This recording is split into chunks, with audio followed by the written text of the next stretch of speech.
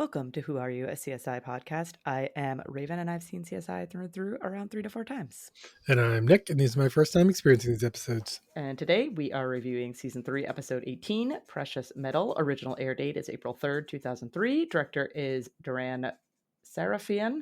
Writers are Anthony E. Zeiker, Naren Shankar, and Andrew Lipsitz. And we begin the episode with, I think, brief shots of the Vegas Strip before we kind of pan out. But before we go there, Nick, what is our Vegas score for today's episode? I wouldn't say it's super brief, but there's only like 2 shots. Okay, that's what. Okay. However, there's a lot of cutscenes, though. Yeah, there's a lot. So we have a full 55 LV score today. Again, I wasn't expecting that, but okay. I did think at some point, I think we talked about this in earlier episodes, like I past the opening, I don't like jot down the cutscenes that have Vegas, but I notice them when I'm watching. And I did at some point while watching this episode go like, there's been quite a few cutscenes. There's 8 more cutscenes. Oh my gosh. So it's a total of 10 scenes, 30 seconds, a whole commercial breaks worth of Vegas time. Yeah, we just kind of eked over. I thought we were going to be like 52, and then there was like at the very end of the episode, there's like a fade out scene. Yeah. And so that put us over the 55. So okay, just got there. All right, and then I might have to recalibrate next season. Yeah, we might have to figure that out because if we look back at this season, it's just like 55, 55, 55. We're like, we gotta maybe change the measuring around a little bit. Yeah, we might go to just like total amount of time instead of like number of scenes. We get a little bit of like a boost. I get a lot of, it's very formulaic too. At this point, it's like 2 to 3 seconds of just like one scene, and they just put them in basically on a lot of scene changes. Yeah. And that's probably how they fill the gap. Like, all right, we edited the thing, and it's 21 minutes and 32 seconds. Yeah. Where's the other 28 seconds coming from? Yeah. Shots of the Vegas Strip. Vegas. But we leave the Vegas Strip, and we go to, I kept wanting to say this is RV racing. I can't remember what these things are called, these four-wheelers. Battle bots. No, we're not at the battle bots yet. Where? RV racing? The two people it's motocross or something, right? But like the four-wheelers. Oh, yeah. 4x4, yeah, four-wheelers. Four-wheelers? I don't know. I don't know what it's called either. Sports, cross sports, I don't know. I have no idea. I forgot all about that scene. I was like, whoa. I was like, you are jumping way ahead. We are not at the battle bots yet. We'll be at the battle bots pretty soon, but we're not at the battle bots yet. Well, we said, like, I was thinking RC, so I was like remote control. Oh, I said RV. I said RV. Yeah. And so I was like, oh, okay. Yeah, no, yeah, I don't. We'll just call them four-wheelers. Getting to that scene, that's how they find the barrel that leads. Okay. Yes. So there's 2 people on four-wheelers, like racing, going around this, this area, and one of them crashes, and they look over, and there's like a barrel tipped over, and it has like one of those like toxic stickers on it. So then we're with Grissom, Catherine, and Jim Brass on scene. Jim Brass reassures them, don't worry, it's not actually toxic, but there is a body inside of it, and it is a soap mummy. So is that a thing that comes up more than when they spent a long time at the very beginning of this episode on soap mummy? They do spend a lot of time talking about how people become soap. So don't worry, when you get your like organic soap at the farmer's market, it's hopefully not made from people. The answer is just motocross. Motocross. Okay. I didn't think that's what it was called, because I think motocross, and I think like bikes usually. Motorcycle. Yeah, like bikes. Yeah. They'll call it ATV motocross, quad ATV. cross. That's what I'm thinking, because I was saying RV, and I was like, it's not RV. ATV is what I'm thinking. All-terrain vehicle. All-terrain vehicles. ATVs. Thank you. Because I was like, it's not an RV. I don't know. I've had RVs on the brain recently, so I just couldn't get past that. So we go to credits. We then go to Doc Robbins giving a lesson, talking about soap. He's talking about how the U.S. more bodies are becoming soap more than ever before. U.S. is number 1. David is not in this scene, right? He's not in the scene. He's not the other guy. He's not. Whose face you almost never see. No. Certainly not the guy who goes out of the room, throws up. Are these supposed to be, you think, like students? Yeah. Very educational sounding. Yeah, that is my assumption, is that he's, either they're like interning or they're students or something. Rotation or something. Yeah, something along those lines. But during this, as they're pouring the body out of the barrel, Doc Robbins finds a ring.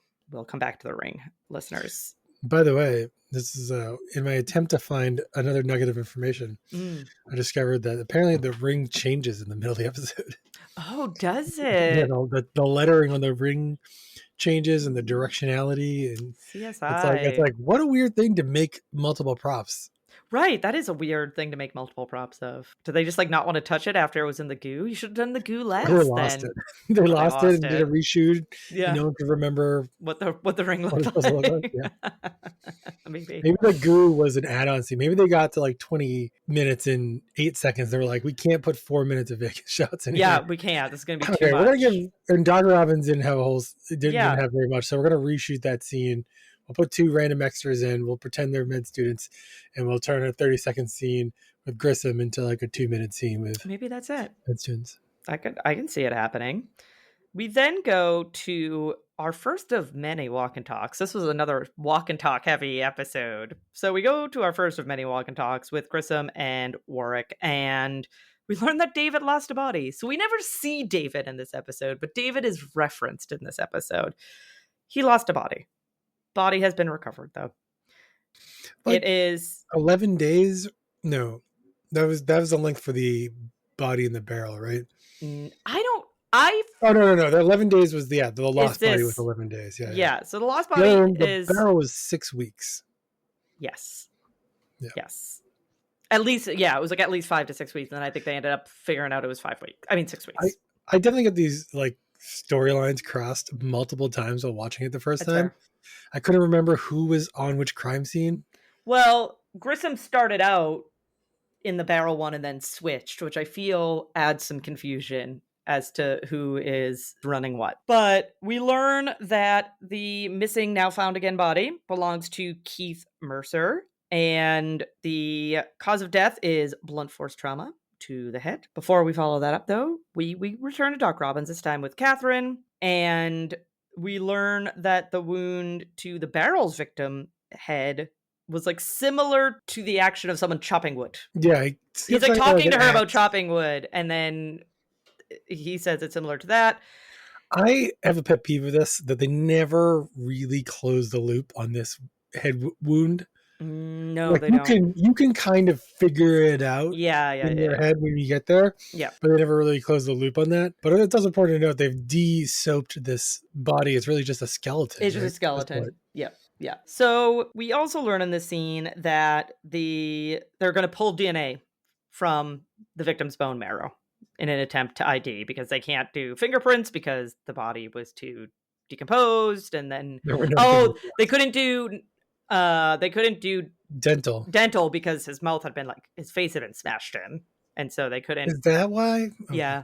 Yeah. I assume that's why. I assume that's why they mentioned that he had like a head wound. Yeah, that's probably why they made a big deal of the head wound. Yeah. I was kind of like watching that and then thinking to myself, I didn't quite get why that was, but sure. Yeah. I think that's why. So then Nick is with Sarah. He's trying to set her up. He's like, "Hey, I have this great friend. I think you're gonna really like him." And Sarah's like, "Hard pass. I'm not in the mood. Let's not even talk about this." And Catherine comes into the rescue, pulls both of them onto her case, because Grissom is now gonna be on the Keith Mercer one.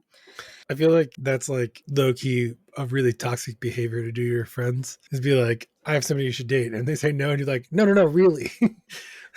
Yeah, I mean, like, this is your friend. If they are like no, then you need to don't pressure them. I know. I guess maybe I just have a soft spot for Nick, that I don't think he was doing it maliciously. No. And it's very playful, at that point forward. But I was like, I was but like, no does mean no. Yeah, but that's a really common thing, I think, especially when you're younger. Like, people are always trying to set you up with everybody they know when you're single. It's like, oh, what's so and so, and usually it's like right after you get out of a relationship.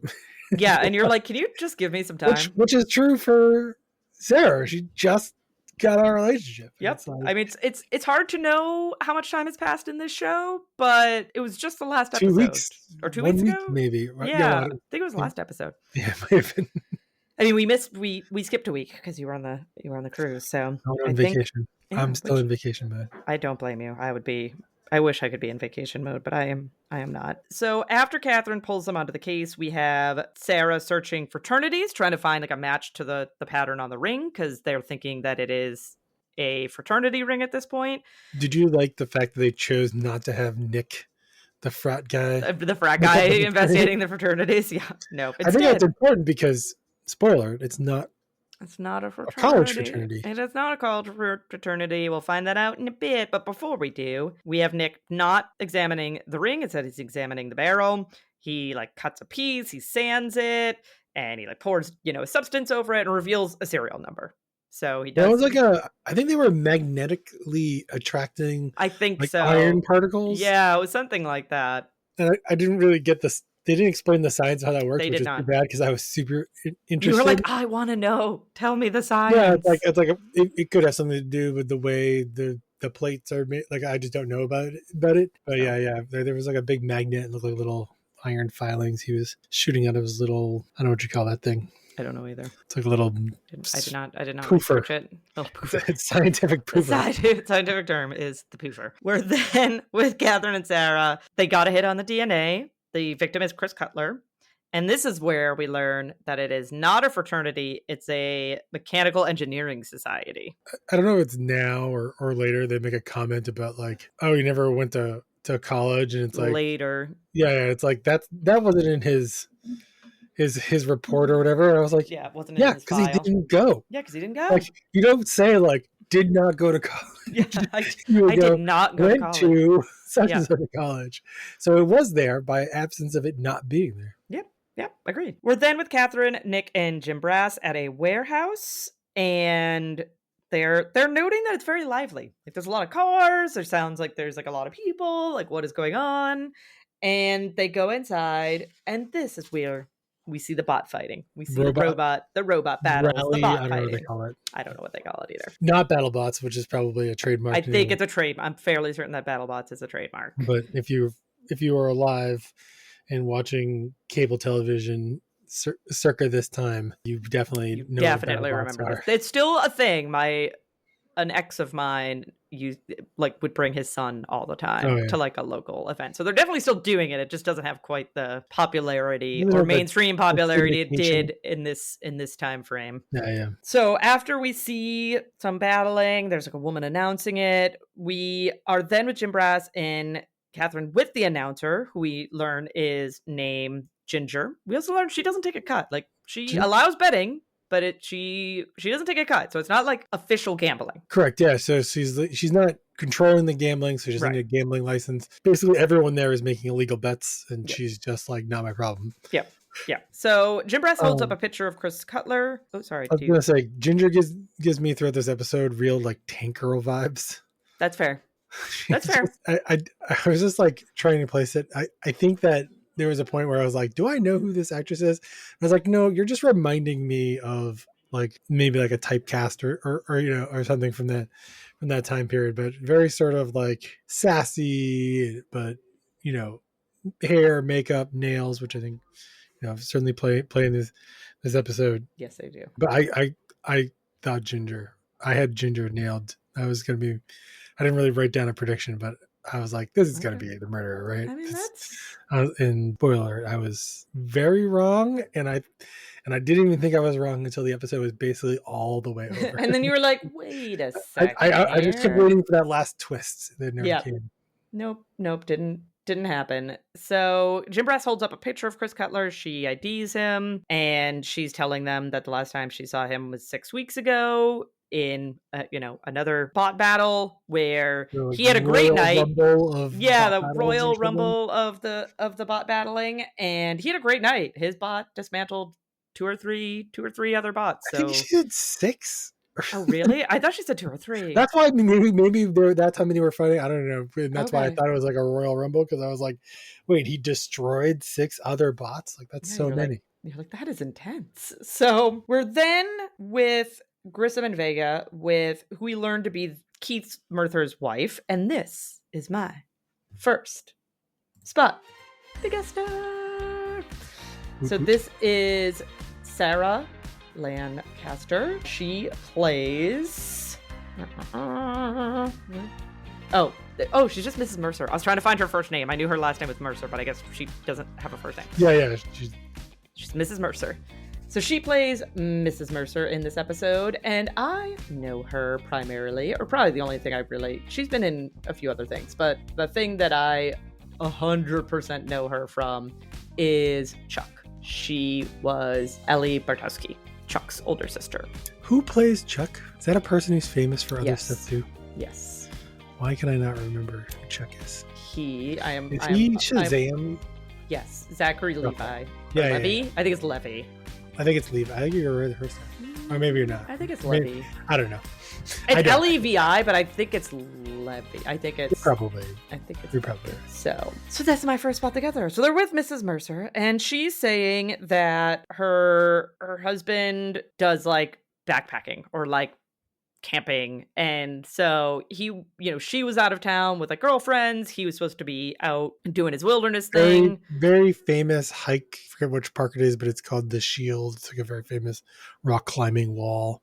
Yeah, so he was supposed to be there, but she came home. He wasn't home, and she did everything right. She called the park where he was supposed to be. She called area hospital. She called the police, and she's saying, like, look, like, none of you guys would listen to me. Like, I did everything I could, and no one would listen to me. They didn't say the term, like, you filed a missing persons report, but she basically implied she did all that.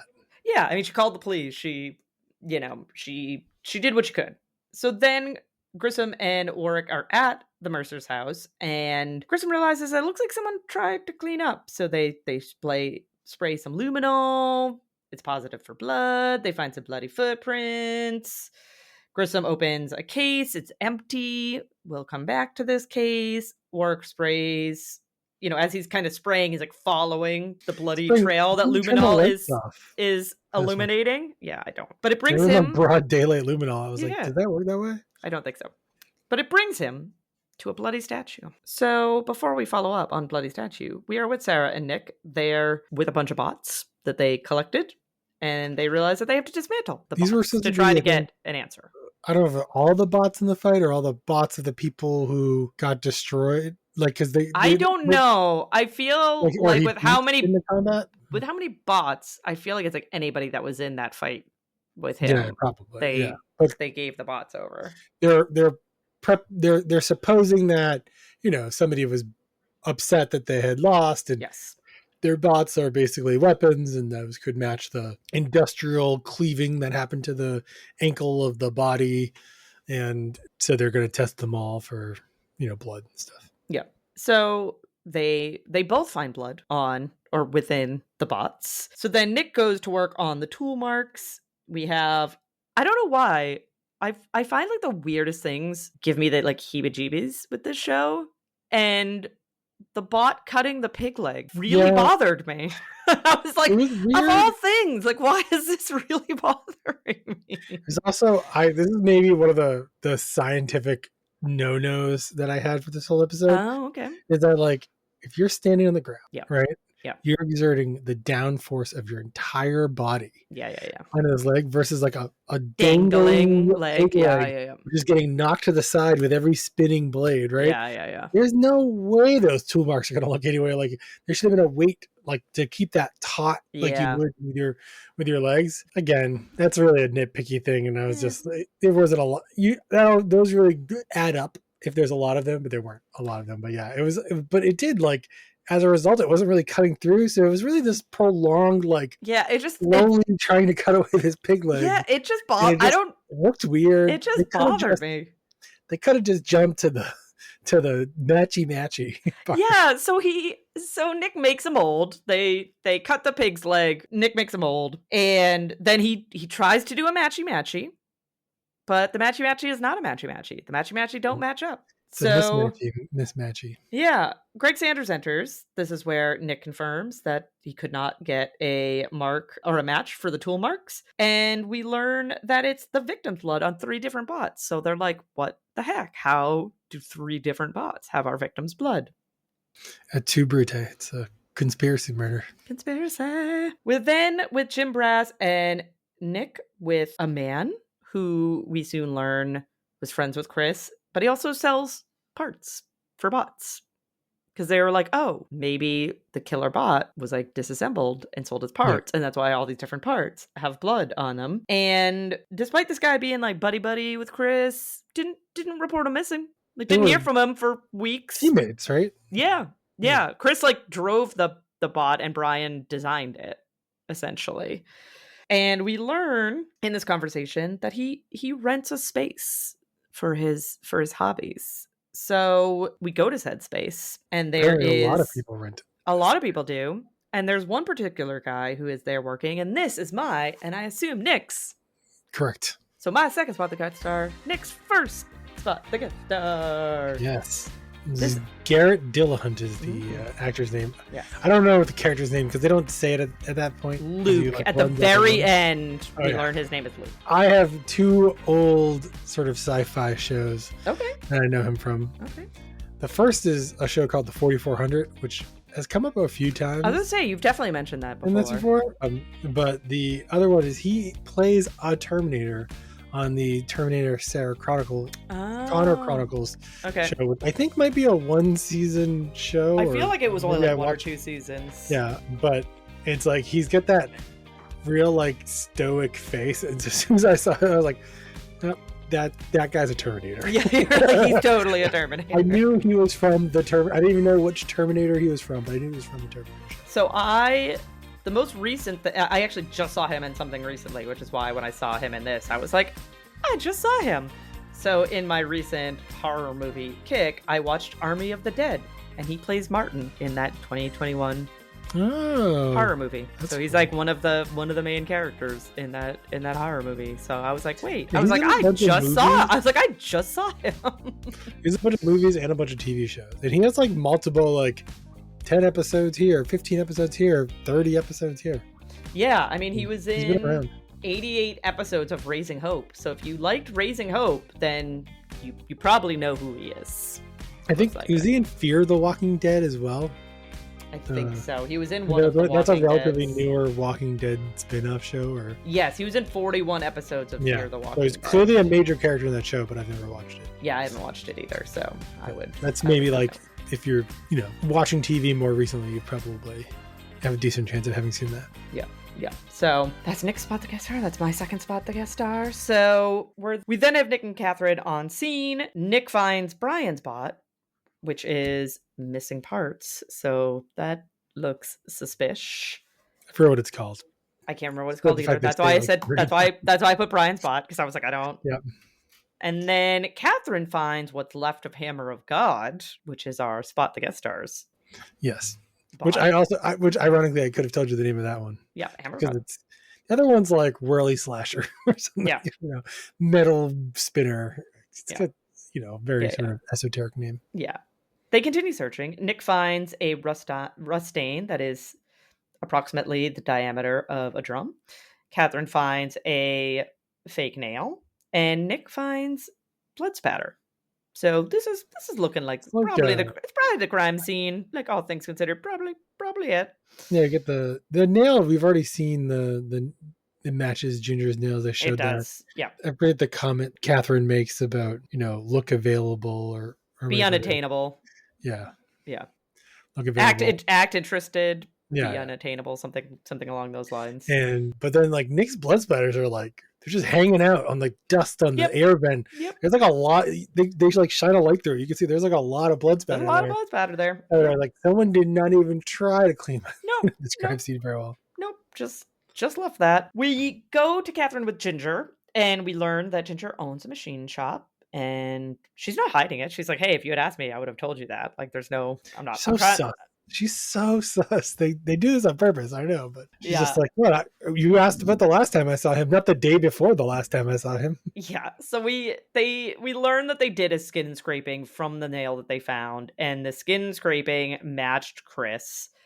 And so Ginger tells about essentially how he tried to like feel her up the day before the bot Royal Rumble. And I think probably because I knew that she wasn't guilty, that I feel like they keep putting Catherine in this like awkward position where she's like kind of demeaning to women that are in uncomfortable spots. Like she's like kind of being like, ooh, like, you know, like you lead all these men on, sort of. And she's like, she's, I think, actually judgy this whole season towards most suspects.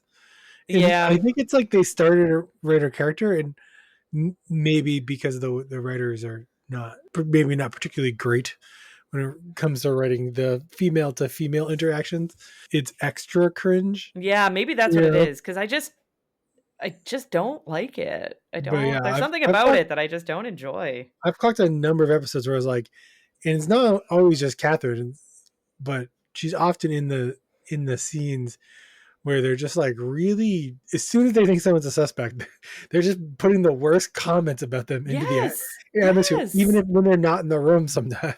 And I'm like, what? I'm like, Stop what is this? doing that. And then like they're wrong a lot, like because Yeah, it's sort of the base of the show is they haven't uncovered all the evidence yet, right. and so then it's like you're just throwing shade at people. You're telling they're terrible people, or accusing them of murder, Yep, left, right, and center. yep, It's yep. like, yeah, it's like, oh yeah, but she is. It's weird because I feel like in earlier episodes, like Catherine was always empathetic, I you know, know. because she has a storied past of her own, right? Where Right, she did what she had to do to get by. right. I almost feel like season two Catherine would for sure have had a different relationship with this character. I agree. I don't know So what. I think that is maybe the thing that makes it stand out, maybe even more. Because I don't Maybe. know, you, I guess, to some extent know it seasons 4, 5, you know, et cetera, Catherine, maybe they figure that out and they go back around. And so it could stand out even more over the whole arc of the Yeah, show. the But whole arc. it's definitely diverged, you know, in these episodes to the point that we've gotten so far. Yeah. And this one is maybe ramped up an extra step. Yeah, I just. And I think probably because they want you to, like, they were, you know, Yeah, yeah, yeah. had me convinced like, okay, this is going to be the person, and Yeah. they're just lying and like leaking out the truth. They have some coy response every time. Yeah. Oh yeah, you didn't ask me about my other warehouses. Oh, you didn't ask me about the day before I met him. Oh, you didn't ask, you know what I mean? Yeah, yeah, Like, yeah. you know, and it's just like they want you to hate this character almost to an extent, or like vilify this character is maybe the better way to say it, so that you're not paying attention to, Yeah. What's really. you know, so you can be surprised when they Yeah, when pull they the do the rabbit out of the reveal. hat later. Yeah. Yeah. Maybe that's it. We then have Warwick examining the statue. He finds a fingerprint. This leads us to Warwick and Grissom with Mrs. Mercer in interrogation. She's saying that she found it on the floor when she got home. So she picked it up and she, put it back. And that her husband hated the statue. And it was basically a game to like leave it in different spots. And haha, this was like a sort of inside joke between What a them. farcical story. Like, this is also one of those things where I feel like her character, I very much believe that she was innocent because she was going through all these hoops, and Yeah. maybe they want you to think she was covering her tracks or something. Right. But the end of the day, like, I was like, what a weird, this random object is the one object that you do this with. And then it like turns out, and it's just like, oh yeah, we'd hide it all the time. It was, yeah, I didn't think anything about it being on the floor, but also like it was on the floor, but it wasn't covered in blood, even though it was covered in blood because it got cleaned up. Yeah, it got So cleaned like up. it was just like such a weird, you know, it's an important part of the storyline, but it was such a weird setup that I was kind of like, what is the deal? You did not need to write that in. You could have just said, yeah, it was knocked over and I picked it up and put it on the shelf. I didn't think anything of it. Yeah. You know, and Yeah, then but they added this whole little subplot of height of it being this goofy gift or something. Yeah. And all I could think was like, is this a real thing that, like, is this like someone who works in the show? Like, this is a real thing they do, Maybe. and this is they want to like sneak it in the Yeah, sneak it episode. in. Yeah. I mean, it could be. We also learn in the scene that they kept a coin collection in the empty box. Obviously, it wasn't Yes. empty when the coin collection was in there, but that was what was in that box previously. Nick, Catherine, and Sarah are then on a computer, and they're looking at a like college roster. That's not the right word, but that's the word that's coming to my brain to try to see if List of fraternity members, I think. yeah, and they're trying to find Chris Cutler, but he's not listed there. But then Nick has an idea. Hey, let's look at the K's, and look at that. Brian Kelso is on the list. So Nick and Jim Brass are with Brian. They're confronting him, and he just starts crying. He just starts crying and wailing and is very upset, and he claims it was all an accident.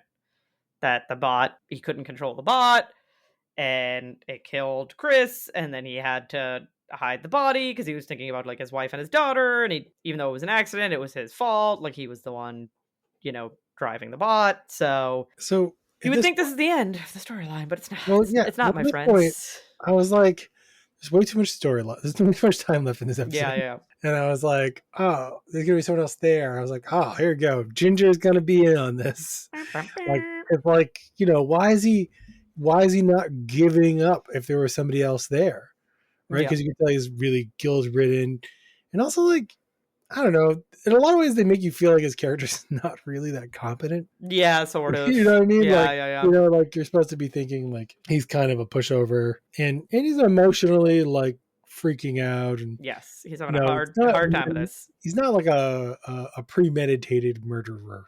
No. Right, and so like I'm immediately like, okay, we're back on team. Ginger's involved. She's got all the boys wrapped around her finger. He's protecting her because he somehow thinks something. I don't know. Yeah. Right. Or cheated on his wife. Or something. Yeah. Whatever the reason might be. And spoiler alert, as I mentioned before, I am still wrong. Still wrong. But this is why I was still holding on to this so long. Like I just convinced myself they would not set up such a foil. Yeah. To just have it and they do kind of like give up the chase on Ginger. I don't know if it's already or if there's no. There's another scene. Yeah. With them, but they talking do to eventually Ginger. give up the chase on Ginger. I don't think they necessarily give the chase up on Ginger. I think they don't have proof against Ginger, and as they continue investigating, they find proof against somebody else. Yeah, that's true. Yeah, they never like do the rule her out. I just think they're just like, we found somebody else. Yeah. You're right.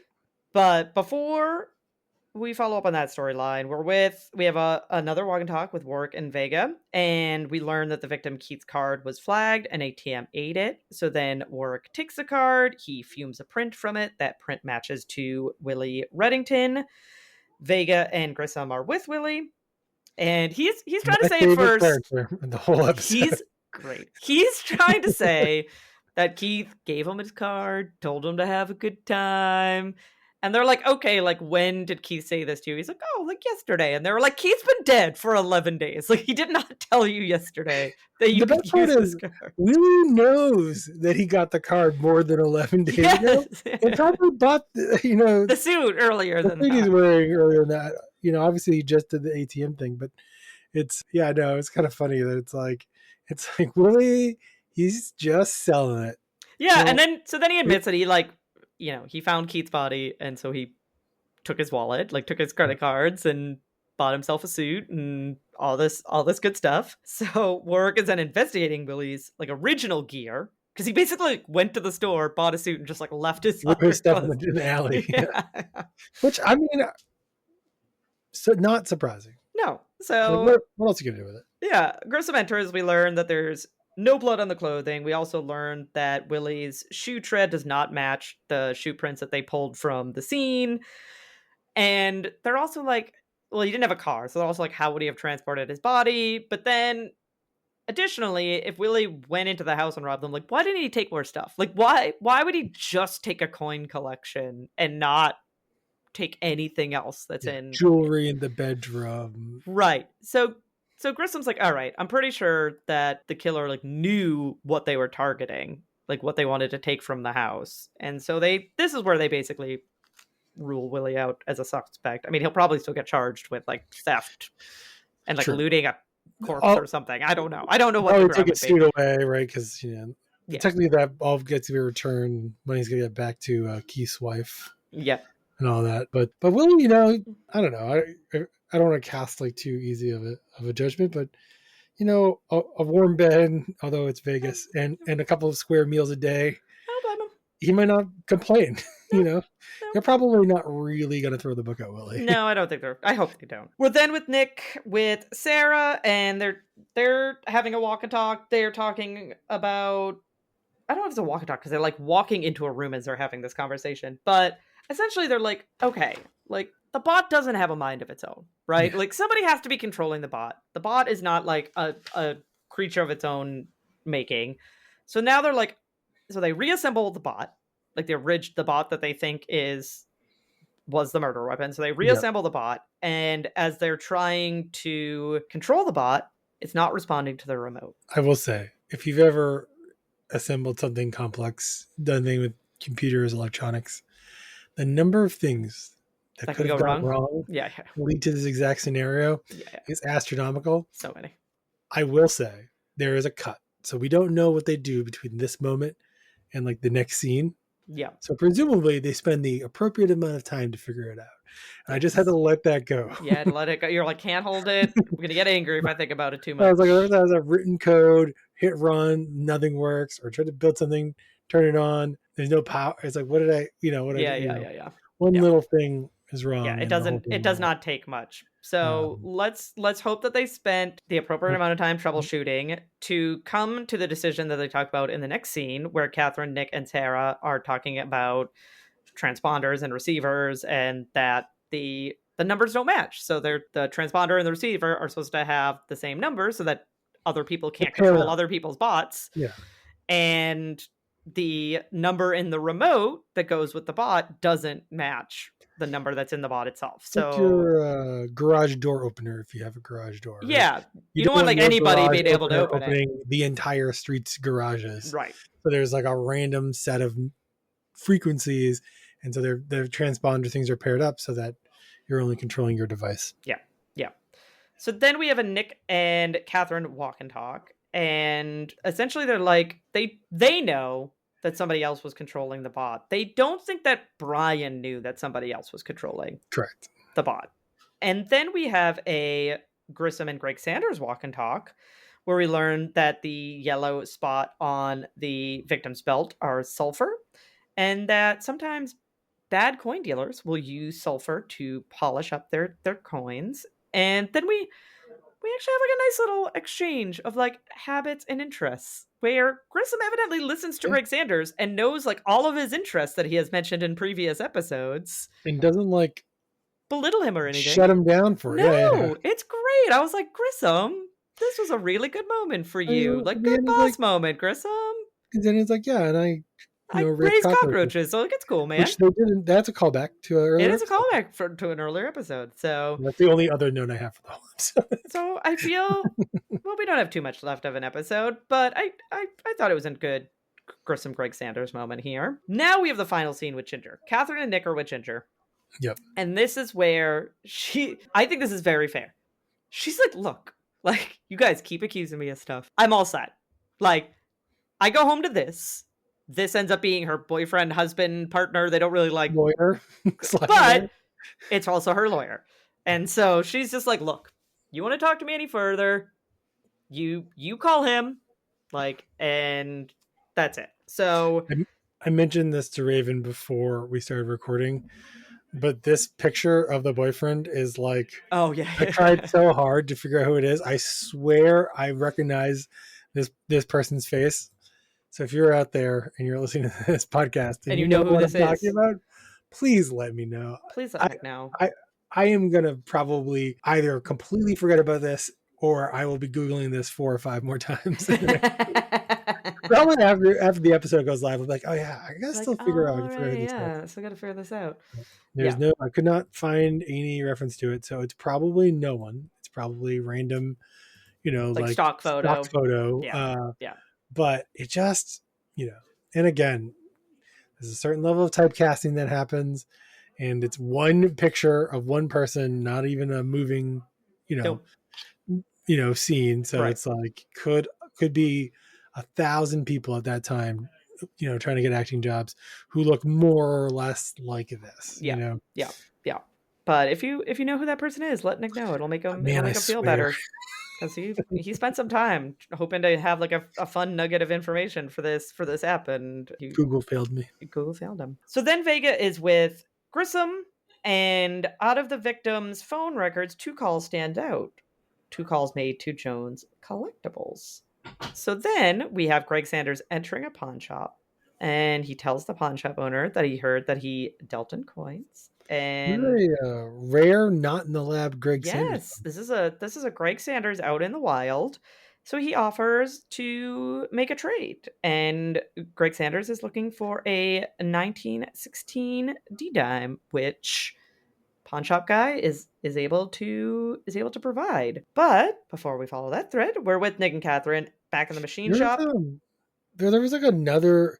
I didn't know if that was the coin he was looking for. He was just trying to find other coins, but he was like blown away by like a different very rare coin that the guy. Yeah, I think that was just to highlight that Greg Sanders knew his stuff when it came to coins, and he was just like really excited about that other coin. Recall the wife knowing of any mentioning any specific coins. Yeah.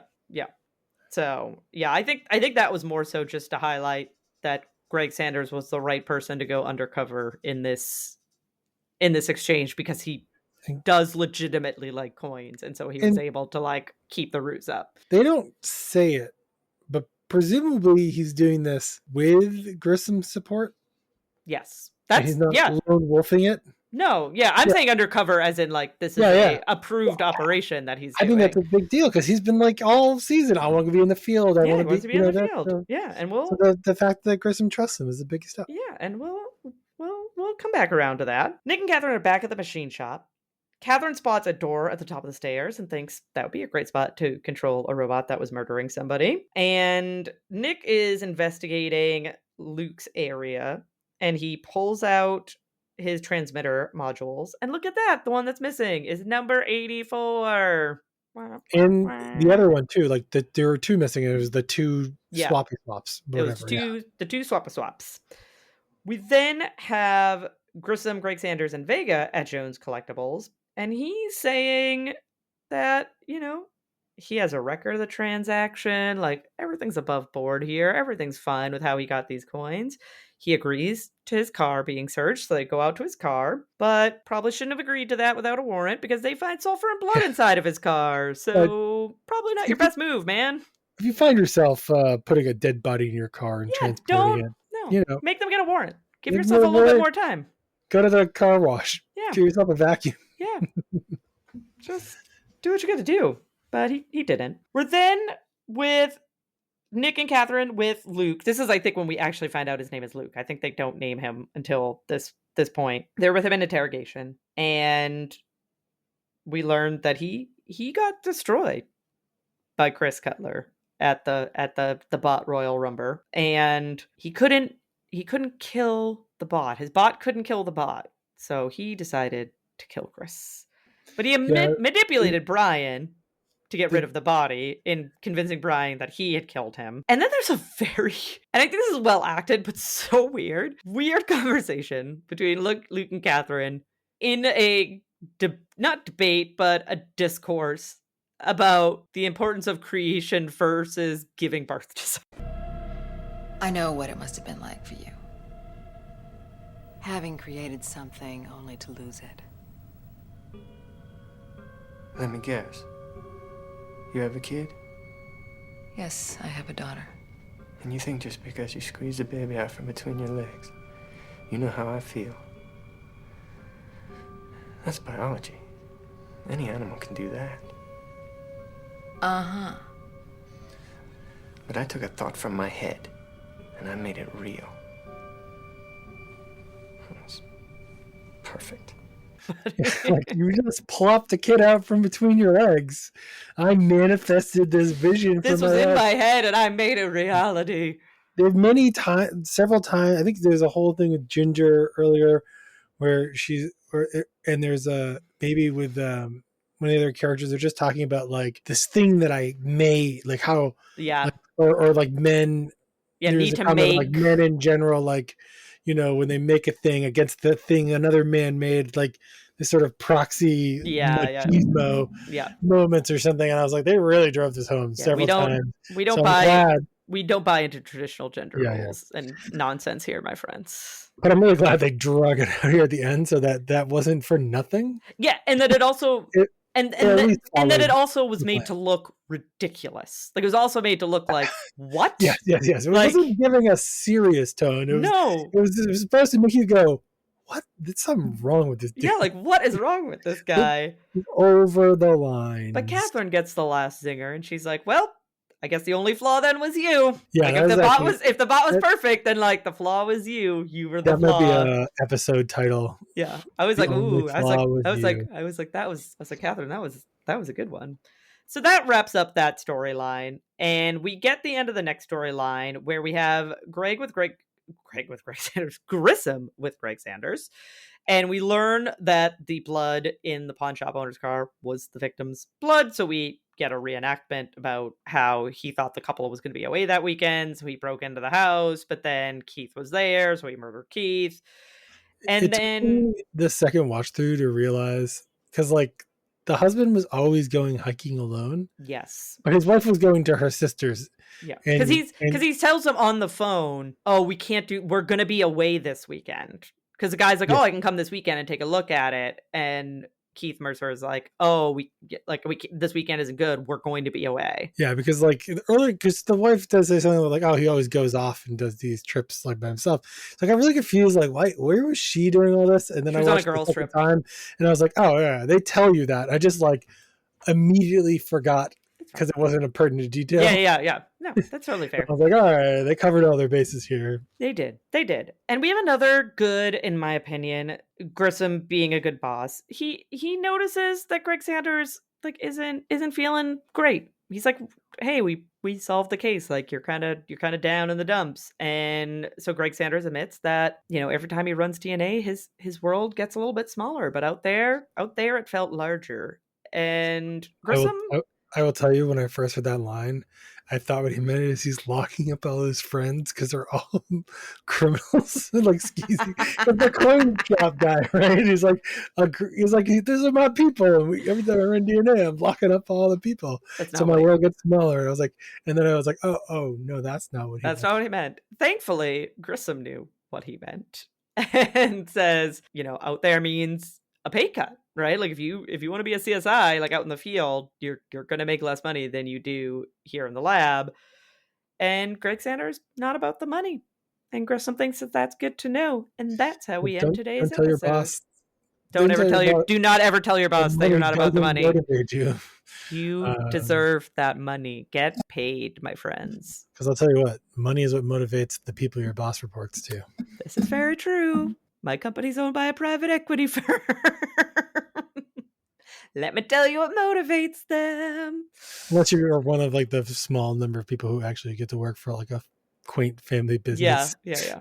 No. Where they treat their employees exceptionally well. Yeah. But for the most people out there, the good majority of us work for the state government or private business. Which I mean, the government could get dicey pretty soon. So the U.S. government jobs might not be great. But Greg Sanders is going to get laid off. Oh, poor Greg Sanders. But that's the end of this episode. So, Nick, what did you think about today's episode? Today's episode was okay. I gave it a watch, not a rewatch, and I gave it a 3 to 5. It's while there were definitely things that in this episode that were like I didn't love, I didn't really have any major problems with the episode. Yep. Very sort of like, I think, bog standard episode in my opinion. Yep. So that is almost essentially my exact same feeling on this episode. Like middle of the road, worth a watch. Probably there might be some things you could catch on a rewatch, but I don't really think it's like necessarily worth watching it twice. But not a ton. Not a ton. No. Not an overly clever storyline to follow, or you know what I mean, and not overly great episode. Usually for rewatching episodes, it's because you're getting like you're getting like so good the second time. Yeah, you're getting like a lot out of watching it the second time. So it's a watch, definitely not skip. Very middle of the road episode. It had this, and I don't think I can always quantify this. It had the CSI vibe to it, so I guess maybe I'll give it like a 3.5. Yeah, I think I'll probably give it a 3.5. Reviewing, I mean, I always try to make sure I grade before rewatch, but in reviewing, I was like, I really think when I was grading this episode, I underappreciated the value of of it being a Greg Sanders episode. Yes, it was a very good Greg Sanders episode. You know what I mean? Yes. He's not wearing a weird hat and making jokes or making passes at people. He's just being a normal human Greg Sanders. Yep. And it's probably some of the best moments for Greg Sanders we've ever had. So yeah, that's probably, gives it that little extra oomph that over just any sort of other middle of the road episode. But Yeah. I locked in my vote. Final answer. Okay. All right. Great. I'm not adjusting it, but I No, wouldn't. It is probably maybe a smidge closer to 3 more, and it's a 55 LV score, which is always good. Yeah. I wouldn't be upset if like half the episodes of the season were on this level. Right. Yeah. It wouldn't be an upsetting, watch if they all sat here. Yeah. So okay. Been a while since we've had any Grissom hearing issues. No. For a few episodes. And we've had a few Grissom being a good boss moments, which I appreciate. I feel like this is maybe written to be like a filler episode to sort of fall in. It's got a character storyline, which is great, but that could have, this could have been the 4th episode of the season. It would have held up all the same. Yeah. Decent spread of evidence and use of people in this episode. I think that maybe this is the first time I felt like it was just 2 very cohesive sets of people working on the storylines. Yeah. You know what I mean? It was sort of like there was like a Catherine team and a Grissom team. Yeah. And I was like, yeah, that's probably like the kind of pattern we expect to see a lot more of in the future. Yeah. So we'll see what our thoughts are on next week's episode when we return with our review of season 3, episode 19, A Night at the Movies. In the meantime, you can find us on Patreon by searching for Who Are You? A CSI podcast. You can find us on Facebook the same way. We are on Blue Sky now. Yay! We're on the B Sky. So search for Who Are You? CSI pod, and we're there. So check out Blue Sky if you aren't, because that's probably I've been loving it. The only place for free speech next year. It's a very good point. So check it out if you're not on there already. So we're on there now. We're technically still on Twitter, but I'm not entirely sure how much longer we will be on Twitter. But we're also on Instagram at Who Are You CSI Pod, and we have a website. Are we still on Threads? I've not updated that in a long time. So technically we're on Threads, but there's nothing new on Threads. So we're there, but eventually all of they're going to figure it out. Eventually all the Blue Sky stuff will basically be Threads compatible and vice versa. Yeah. So we'll get there eventually. We'll probably in the next year. Yeah. The Threads is part of what they call the Fediverse, which is the federated activity pub feed, which is also Mastodon. They're all part of that universe. Blue Sky, if this is so nerdy, was actually developed by Twitter, by the guy who, while he was still at Twitter, but an open protocol. And it has its own open protocol, and they're not necessarily trying to compete with each other, but because the goal was always to put Twitter on that protocol, they had certain requirements that they needed. Yeah. And so those 2 sort of like competing groups have basically come out and said, hey, listen, we're going to figure it out and we'll have a good enough form of cross-pollination. So, wherever you decide to get your feed-based information from in the future, we'll hopefully be able to reach you. So we try to be in the places we can be. We just might have to make some decisions depending on what happens. We're not on TikTok yet. No. We're not on TikTok. I feel like TikTok. We don't have video content. Yeah, we don't really have video content. So I think it would be very could I make TikToks? Sure. But it would just be me being like, hey, check out our podcast. And that would basically like the entirety of our TikTok. And I just don't think that's going to gain traction. Or it would be like our logo with like a sound clip behind it. Yeah. And so, we haven't really ventured into TikTok, but nothing against TikTok. It just is not really quite a medium for us at this stage. But you can follow us on those other spots. We're also have a website, Who Are You? CSIPod.com. But in the meantime, we will talk to you next week. No spoilers. No spoilers.